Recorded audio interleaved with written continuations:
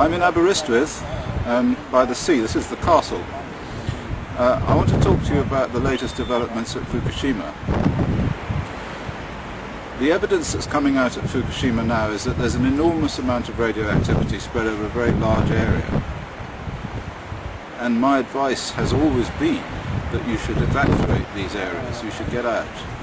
Because although the dose rates, the actual microsieverts per hour, are not very high, and don't very much as a dose over a year, the problem is that the higher dose rates signal higher contamination, and this is contaminated by a large number of materials which get inside the body and cause really quite serious health effects, particularly in children.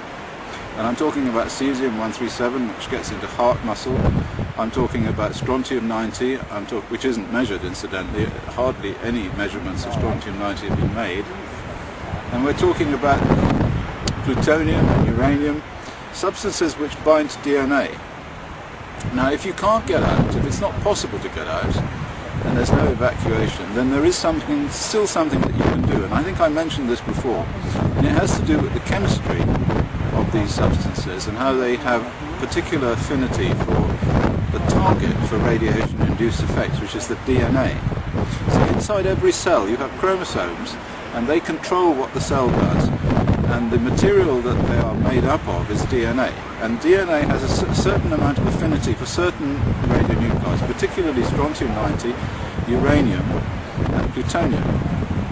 Now, just as you give iodine in order to block the access of radioactive iodine to the thyroid gland, in fact, it's quite reasonable in terms of physical chemistry, standard physical chemistry, nothing peculiar, to give high doses of calcium and magnesium, which would effectively block the access of plutonium and strontium and uranium to the DNA.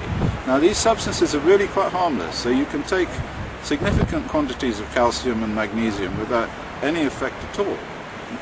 You can take a tablet containing about 800 milligrams of calcium, 350 milligrams of magnesium every day for an adult, and then a proportionate amount for a child. So for a child of 10, by weight, about half of that. So you want 400 milligrams of calcium and about 175 milligrams of magnesium.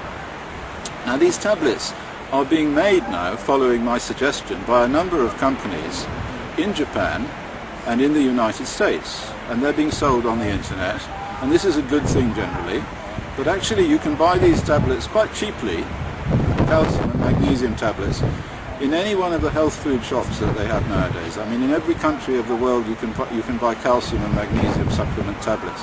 And so my advice is for you to go out there and to buy these tablets and so that you take one a day, because this will effectively reduce the concentration on the DNA of these dangerous radionuclides, if you can't get out, that is. So that's my message for today.